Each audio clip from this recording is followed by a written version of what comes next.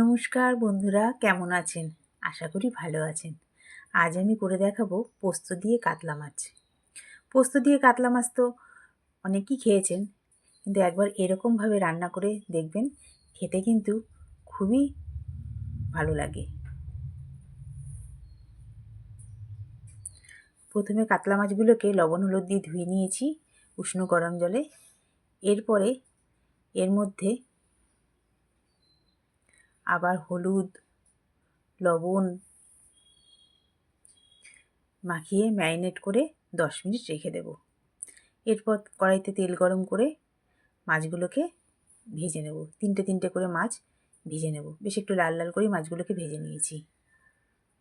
তারপর ওই মাছ ভাজা তেলের মধ্যে দারচিনি, এলাচ, তেজপাতা, শুকনো লঙ্কা ফোড়ন দিয়ে ফোড়নটা 3-4 সেকেন্ড মতো একটু ভাজা ভাজা করে এর মধ্যে দিয়ে দিলাম আদা আর কাঁচা লঙ্কা পেস্ট। আদা কাঁচা লঙ্কাটা একটু ভাজা ভাজা করে নিয়ে তারপর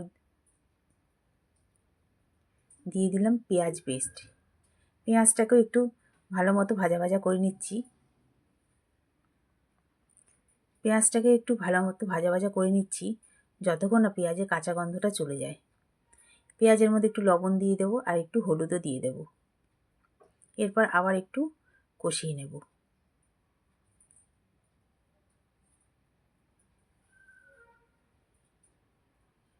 আমার কষানো হয়ে গেছে।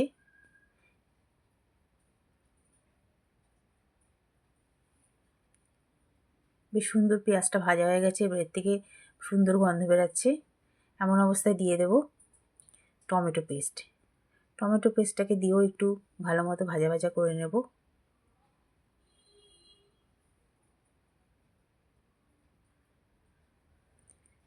এরপর এর মধ্যে দেব পোস্ত পেস্ট করে রেখেছি, সেই পোস্ত পেস্টটা দেব।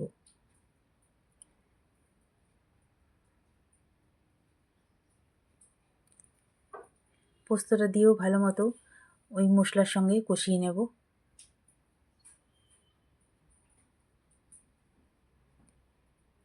বেশ মোটামুটি কষে এসেছে। এরপর এর মধ্যে দিয়ে দেবো একটু সর্ষের তেল।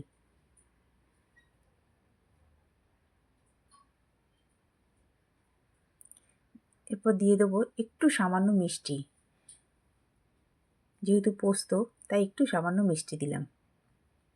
কেউ যদি দিতে না চায় নাও দিতে পারে। এরপর দিয়ে দেবো একটু উষ্ণ গরম জল। জলটা একটু ফুটে আসলে দিয়ে দেবো মাছগুলো।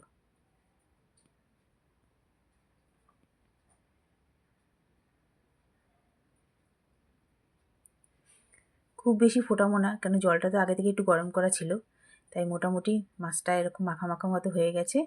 এরপর এর মধ্যে দিয়ে দিয়েছি ধনেপাতা। ধনেপাতা দিয়ে 5 মিনিট রেখে নামিয়ে ফেলব। পোস্ত দিয়ে কাতলা মাছ আমার রেডি। আমার এই রেসিপিটি যদি আপনাদের ভালো লেগে থাকে তাহলে একটি লাইক, কমেন্ট, শেয়ার এবং আমার চ্যানেল মনের ইচ্ছেকে সাবস্ক্রাইব করার অনুরোধ রইল।